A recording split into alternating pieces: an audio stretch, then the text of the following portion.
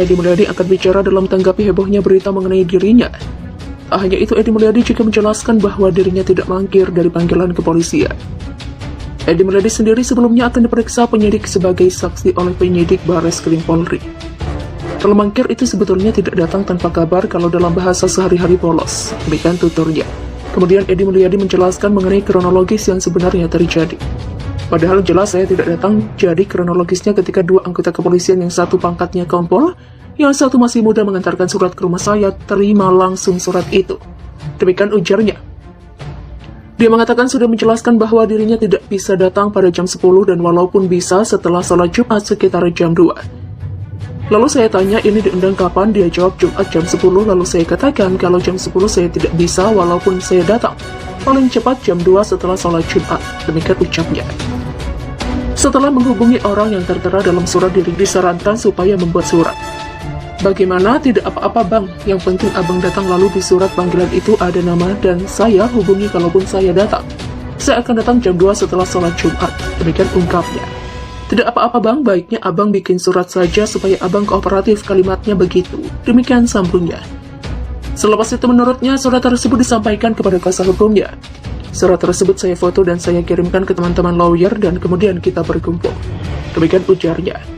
Dia menambahkan ketika kumpul tiba-tiba muncul artikel guru besar Undip yang menyatakan intinya surat tersebut tidak sah karena tidak berdasarkan KUHP. Harusnya ada jeda waktu antara panggilan diterima dengan untuk datang minimal 3 hari. Demikian ungkapnya.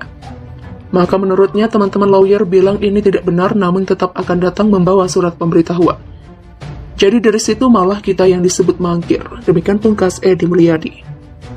Tiba di Barreskrim, Edi Mulyadi siap jika ditahan. Edi Mulyadi tiba di Barreskrim Polri untuk menjalani pemeriksaan dalam kasus dugaan ujaran kebencian mengandung suku, agama, dan ras atau SARA. Edi tiba di Barreskrim Polri dengan menyatakan kesediaannya menjalani pemeriksaan bahkan siap langsung dilakukan penahanan. Dirinya pun telah membawa perlengkapan untuk langsung mendekat di dalam sel tahanan. Persiapan saya bawa pakaian karena teman-teman lawyer ini sadar betul saya dibidik. Saya dibidik bukan karena izin buang anak, tapi karena mengkritisi RUU Minerba, RUU KPK yang dianggap melanggar oligarki. Demikian kata Edi Mulyadi di Mabes Polri Jakarta. Edi menuturkan dia tetap meminta maaf kembali sebesar-besarnya atas ucapannya tersebut kepada para sultan dan seluruh suku di Kalimantan. Di sisi lain, dia juga tetap menegaskan menolak pemindahan ibu kota negara atau IKN karena dianggap tidak lolos kajian apapun. Saya tetap menolak IKN, selain karena tidak tepat waktunya, IKN ini akan memperparah ekologi. Yang tadinya sudah rusak, makin rusak. Para oligarki itu juga akan terbebaskan dari konsensasi lahan-lahan yang sudah rusak. Kalimantan itu sudah bertahun-tahun dieksploitasi. Demikian ucapnya. Di sisi lain, Edi menuturkan dirinya setelah ini akan memproses ke Dewan Pers. Pasalnya dia merasa dikriminalisasi dengan tidak mempertimbangkan statusnya sebagai wartawan yang ada ketentuan proses Dewan Pers sebelum proses hukum. Ini kata anggota resmi PWI atau Persatuan Wartawan Indonesia, saya anggota PWI, demikian ujarnya. Untuk diketahui, Edi Mulyadi memenuhi panggilan polisi kedua usai. Dia sebelumnya menyebut jika bersedia hadir karena menganggap pemanggilannya tidak sesuai dengan KUHP. Akhirnya Edi Mulyadi penuhi panggilan Barreskrim soal jin buang anak. Akhirnya Edi Mulyadi memenuhi panggilan Barreskrim Polri soal jin buang anak pada Senin, 31 Januari 2022. Kali ini adalah panggilan kedua setelah sebelumnya Edi tidak memenuhi panggilan. Berdasarkan pantauan, Edi datang bersama tim pengacaranya. Dia mengenakan kemeja berlengan panjang dan ikat Sunda. Edi sempat minta maaf soal ucapannya yang menjadi polemik terutama bagi masyarakat Kalimantan. Saya kembali minta maaf, saya nggak mau bilang itu ungkapan atau bukan. Saya kembali minta maaf sedalam-dalamnya sebesar-besarnya. Demikian ucap Edi. Edi juga tetap menegaskan dirinya menolak kebijakan pemindahan ibu kota negara atau IKN ke Kalimantan Timur. Kedua, tetap menolak IKN karena banyak kajian yang penting soal tidak tepat waktunya. Duit yang segitu banyak harusnya buat menyejahterakan rakyat, buat pembangunan ekonomi nasional, buat memompa ekonomi dalam negeri. Demikian ujar Edi. Sebelumnya Edi tidak hadir karena beralasan proses pemanggilan tidak sesuai dengan aturan hukum yang berlaku. Alasan pertama, prosedur pemanggilan tidak sesuai dengan KUHP. Jadikan itu minimal harus 3 hari. Ini baru 2 hari sudah ada pemanggilan. Intinya itu sudah tidak sesuai dengan KUHP. Kami minta itu diperbaiki lagi surat pemanggilan. Demikian kata Herman. Barreskrim mulai mengusut dugaan ujaran kebencian yang dilakukan pengacara Edi Mulyadi. Mantan calon legislatif atau caleg Partai Keadilan Sejahtera atau PKS itu dilaporkan ke polisi buntut pernyataannya yang menyebut Kalimantan Timur atau Kaltim tempat jin buang anak. Laporan sudah diterima dan tim cyber langsung melakukan penyelidikan kasus tersebut. Demikian kata Kadif Humas Polri Irjen Dedi Prasetyo saat dikonfirmasi pada Selasa 25 Januari 2022. Penyidik Direktorat Tindak Pidana Cyber atau DTP Cyber Barreskrim Polri tengah melakukan pendalaman. Penyidik selanjutnya mengagendakan pemeriksaan pelapor, saksi, dan terlapor. Pelaporan terhadap Edi dilayangkan Pengurus Besar Serikat Mahasiswa Muslimin Indonesia atau PBSMI pada Senin sore, 24 Januari 2022. Edi dipersangkakan pasal 14 ayat 1 dan ayat 2 dan atau pasal 15 Undang-Undang Nomor 1 Tahun 1946 tentang KUHP yang mengatur terkait penyebaran berita bohong. Kemudian pasal 45A ayat 2 C, pasal 28 ayat 2 Undang-Undang Nomor 11 Tahun 2018 tentang Informasi dan Transaksi Elektronik atau ITE yang mengatur terkait penghinaan dan ujaran kebencian. Pasal 156 KUHP tentang tindak pidana kebencian atau permusuhan individu dan atau antar golongan. Sosok Edi Mulyadi viral dan jadi perbincangan hangat warganet di media sosial. Edi Mulyadi disorot usai melontarkan pernyataan yang dianggap kontra terhadap Menteri Pertahanan Prabowo Subianto dan warga Kalimantan.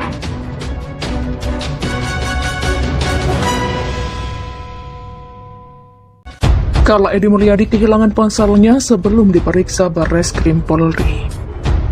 Kuasa hukum Edi Mulyadi, Herman Kadir, mengungkapkan bahwa ponsel kliennya terjatuh dan hilang menjelang pemeriksaannya atas dugaan kasus ujaran kebencian oleh penyidik Barreskrim Polri pada Senin, 31 Januari 2022. Herman mengatakan ponsel milik kliennya sudah tidak menyala alias mati. HP-nya mati, kebetulan kemarin itu kayaknya HP-nya jatuh di mana itu. HP-nya hilang itu gara-gara dia naik motor kemana jatuh ia. Kelupaan dia, orang posisi panik, demikian kata Herman di Barreskrim Polri Jakarta. Meski demikian, Herman tak menjelaskan secara terperinci ihwal kronologi hilangnya ponsel milik Edi Mulyadi. Namun ia memastikan bahwa hilangnya ponsel Edi Mulyadi tak terkait upaya untuk menghilangkan barang bukti. Herman menegaskan Edi Mulyadi kehilangan ponsel murni karena keteledorannya. Sebab Edi Mulyadi memahami kasusnya itu telah viral di Indonesia. Terlebih sebelum ponselnya hilang, Edi Mulyadi sempat mengalami teror ribuan telepon. Ketika Edi Mulyadi menerima telepon itu, banyak yang mengaku sebagai suku Dayak memprotes ucapan kliennya. Iya, jadi dia teledor. Ponselnya sudah mati. Ini dahsyat banget salahnya, bukan kayak peristiwa-peristiwa biasa. Menghadapi emosional masyarakat yang ribuan gini kan enggak gampang. Demikian Ibu Herman. Diberitakan sebelumnya, Barreskrim Polri tengah menindaklanjuti semua laporan kepada Edi Mulyadi. Laporan ini berawal saat Edi menyampaikan pernyataan yang menyebutkan istilah tempat jin buang anak saat tengah mengkritik rencana pemindahan IKN ke Kalimantan Timur. Dalam video yang beredar di media sosial, Edi mengkritik bahwa lahan ibu kota negara atau IKN baru tak strategis dan tidak cocok untuk berinvestasi. Bisa memahami nggak? Ini ada tempat elit punya sendiri yang harganya mahal, punya gedung sendirian. Lalu dijual pindah ke tempat jin buang anak. Demikian ujar Edi dalam video di kanal YouTube Mimbar Tube, seperti dikutip Tribun News. Edi Mulyadi pasrah jika ditahan. Sudah siapkan baju ganti dan alat mandi untuk dibawa ke kantor polisi. Edi Mulyadi ternyata sudah mempersiapkan diri jika dirinya bakal ditahan oleh polisi. Hal itu diungkapkan oleh Ketua Tim Kuasa Hukum Edi Mulyadi, Herman Kadir. Herman memastikan bahwa kliennya akan memenuhi panggilan tim penyidik Barreskrim Polri pada Senin 31 Januari 2022 besok. Ia juga mengatakan Edi Mulyadi sudah menyiapkan pakaian ganti dan perlengkapan mandi untuk menyambangi Barreskrim Polri. Pak Edi katanya dia sudah mempersiapkan pakaian-pakaiannya, sikat gigi, sabun sudah disiapkan sama pakaian-pakaiannya. Demikian ucap Herman saat dikonfirmasi melalui sambungan telepon pada Minggu 30 Januari.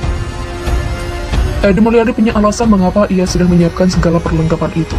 Karena kata Herman, berdasar rumor yang diterima pihaknya, sang klien akan langsung ditahan pada pemanggilan besok. Kendati demikian, dia tidak menjelaskan secara detail terkait sumber dari rumor yang diterimanya itu. Ya, rumor yang beredar katanya dia mau ditahan. Kalau mau ditahan kan berarti bawa pakaian. Ya, rumornya begitu. Demikian kata Herman.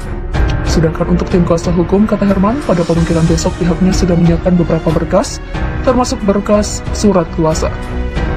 Sebagai informasi, panggilan ini merupakan yang kedua kali terhadap Edi Mulyadi setelah sebelumnya urung hadir pada Jumat 28 Januari 2022 kemarin. Edi akan menjalani pemeriksaan terkait kasus dugaan ujaran kebencian dalam kapasitasnya sebagai saksi. Herman mengatakan dalam kedatangan Edi besok, pihaknya selaku tim kuasa hukum akan tetap turut mendampingi. Ia dengan tim kuasa hukum tetap didampingi. Demikian beber Herman. Lebih lanjut, Herman juga memastikan kedatangan Edi sebab kata dia tak akan ada halangan yang membuat kliennya urung hadir. Tak hanya itu, kepastian tersebut juga diperkuat karena prosedur pemanggilan terhadap kliennya ini sudah sesuai dengan apa yang diinginkan.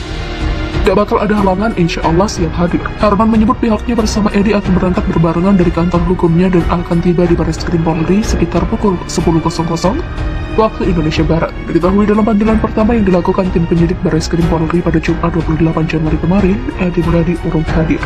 Adapun alasan Edi Mulyadi tidak hadir memenuhi panggilan polisi yang dijadwalkan hari ini karena dia mempermasalahkan prosedur surat pemanggilan yang dilayangkan polisi.